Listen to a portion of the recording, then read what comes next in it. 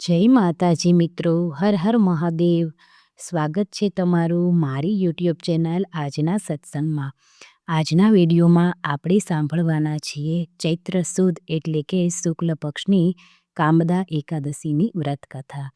કામદા એકાદશીનું મહત્ત્વ એટલું છે મિત્રો કે તમારા સર્વ પાપોનો નાશ કરી, તમારી સારી કામનાઓની પૂર્તિ કરી અને અંતે તમને વૈકુંઠ લોકની પ્રાપ્તિ કરાવે છે.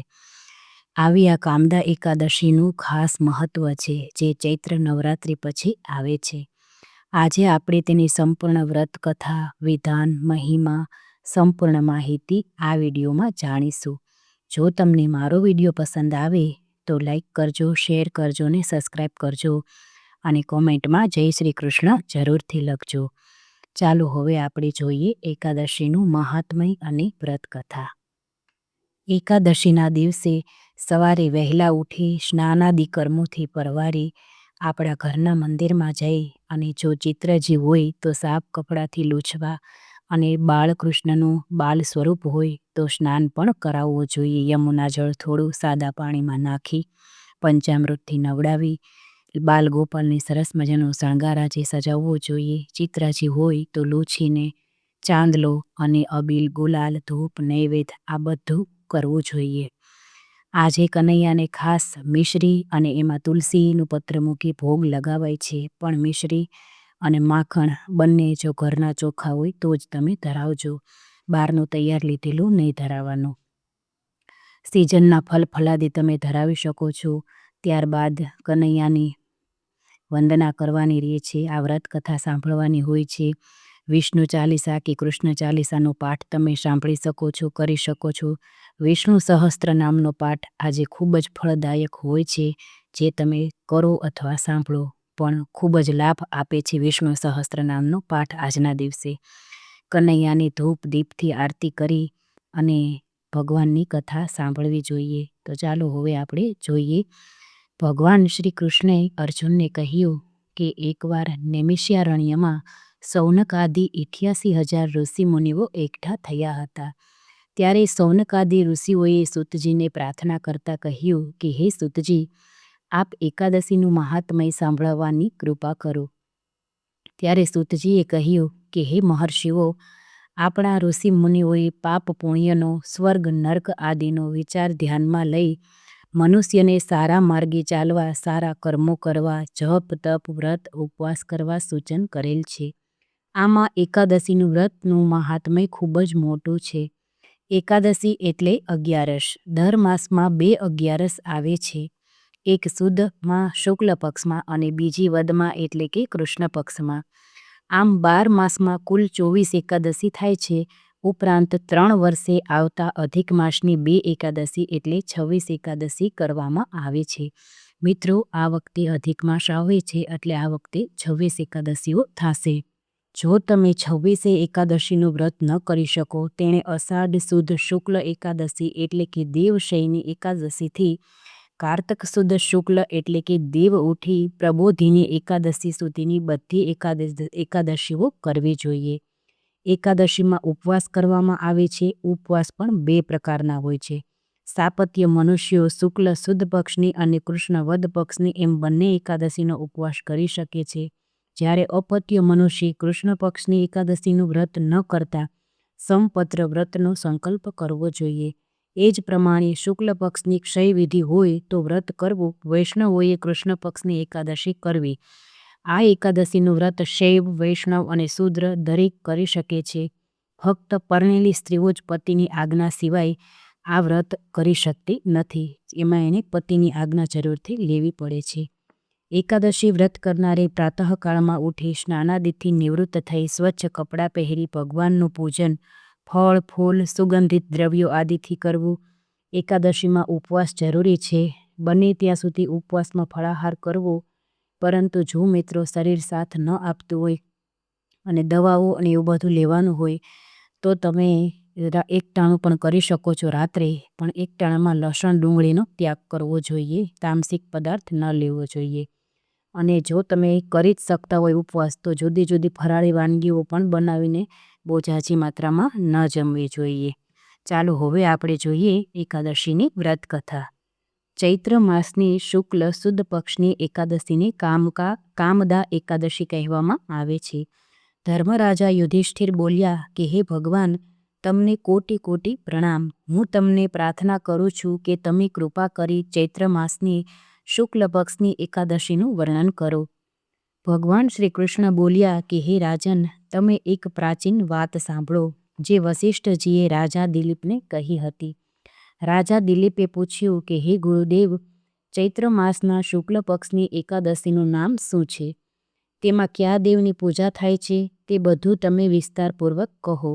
મહર્ષિ વસિષ્ઠજી બોલ્યા કે હે રાજન, ચૈત્ર માસના શુક્લ પક્ષની એકાદશીનું નામ છે કામદા એકાદશી. તે બધા પાપોને નષ્ટ કરે છે. તેના પુણ્યના પ્રભાવથી સમસ્ત પાપ નષ્ટ થઈ પુત્રની પ્રાપ્તિ પણ થાય છે. આ વ્રતથી કુયોની છૂટી જાય છે અને અંતમાં સ્વર્ગની પ્રાપ્તિ થાય છે. હવે હું આનું મહાત્મ્ય કહું છું તે તમે ધ્યાનપૂર્વક સાંભળો. પ્રાચીન કાળમાં ભોગીપુર નામનું એક નગર હતું. ત્યાં અનેક ઐશ્વર્યથી યુક્ત પુંડરીક નામનો રાજા રાજ્ય કરતો હતો. ત્યાં અનેક અપ્સરાઓ, ગંધર્વ, કિન્નર આદિ વાસ કરતા હતા. એ જગ્યા પર લલિતા અને લલિત નામના સ્ત્રી પુરુષ અત્યંત વૈભવશાળી ઘરમાં નિવાસ કરતા હતા અને વિહાર કરતા હતા.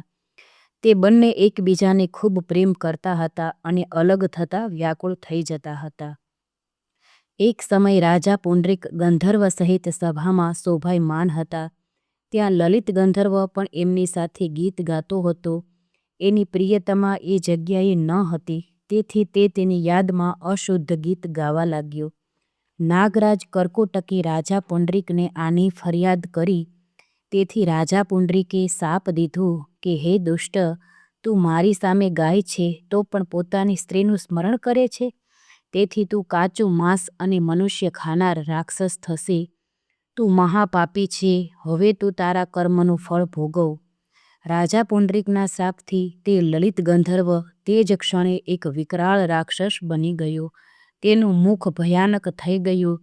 તેના નેત્ર સૂર્યચંદ્રના સમાન પ્રદીપ્ત થવા લાગ્યા. મોંમાંથી અગ્નિ નીકળવા લાગ્યો. તેના મસ્તક પરના વાળ પર્વત પર ઉગેલા વૃક્ષોની જેમ લાગતા હતા. તેની બંને ભુજાઓ 2-2 યોજન લાંબી થઈ ગઈ. તેનું શરીર 8 યોજનનું થઈ ગયું. રાક્ષસ થઈ જવાથી તેને મહાન દુઃખ મળવા લાગ્યું અને તે પોતાના કર્મનું ફળ ભોગવવા લાગ્યો. જ્યારે લલિતાએ પોતાના પ્રિયતમ લલિતના આવા હાલ જાણ્યા તો તે ખૂબ જ દુઃખી થઈ ગઈ. તે સદૈવ પોતાના પતિના ઉદ્ધાર માટે વિચારવા લાગી કે હું ક્યાં જાઉં અને શું કરું. આ બાજુ તે રાક્ષસ ઘોર વનમાં રહેવા લાગ્યો અને અનેક પ્રકારના પાપ કરવા લાગ્યો. તેની સ્ત્રી લલિતા પણ તેની પાછળ પાછળ જતી અને વિલાપ કરતી. એક દિવસ પોતાના પતિની પાછળ ફરતા ફરતા વિંધ્યાચળ પર્વત પર ચાલી ગઈ. ત્યાં તેણે શૃંગી ઋષિનો આશ્રમ જોઈ. તે આશ્રમમાં જઈ ઋષિના સન્મુખ જઈને પ્રણામ કરવા લાગી. એ સમયે તેના આશ્રમમાં જઈ શૃંગી ઋષિ બોલ્યા, હે સુભગે, તું કોણ છે અને અહીં શા માટે આવી છે? ત્યારે લલિતા બોલી કે હે મુનિ, હું વીરધન્યા નામક ગંધર્વની કન્યા લલિતા છું. મારા પતિ રાજા પુંડરીકના શ્રાપથી એક ભયાનક રાક્ષસ થઈ ગયા છે. તેનાથી મને ખૂબ જ દુઃખ થાય છે. તમે તેને રાક્ષસ યોનિમાંથી છૂટવાનો કોઈ ઉપાય બતાવો. ત્યારે શૃંગી ઋષિ બોલ્યા કે હે ગંધર્વ કન્યા લલિતા, તું ચૈત્ર માસ શુક્લ પક્ષની એકાદશી કે જેનું નામ કામદા એકાદશી છે તેનું વ્રત કરવાથી મનુષ્યના સમસ્ત કાર્ય શીઘ્ર જ સિદ્ધ થઈ જાય છે. જો તું આ વ્રતનું પુણ્ય પોતાના પતિને આપશે તો તે શીઘ્ર જ રાક્ષસ યોનિથી છૂટી જશે અને રાજાનો શાપ શાંત થઈ જશે.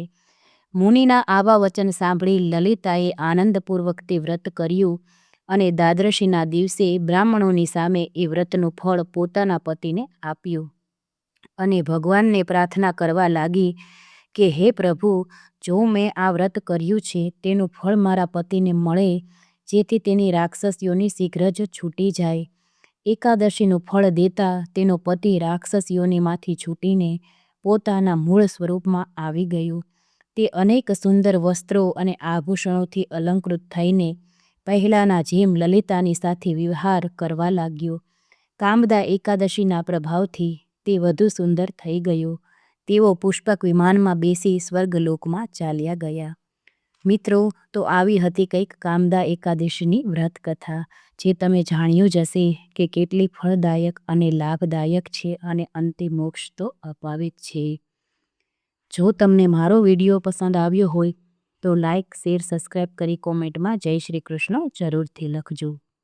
શાંતાકારમ ભુજગશયનમ પદ્મનાભમ સુરેશમ વિશ્વાધારમ ગગનસદૃશમ મેઘવર્ણમ શુભાંગમ લક્ષ્મીકાંતમ કમલનયનમ યોગીપ્રધ્યાનગમ્યમ વંદે વિષ્ણુ ભવભયહરમ સર્વલોક એકનાથમ સર્વ એકલોકનાથમ. ઓમ વિષ્ણવે નમઃ. જય માતાજી.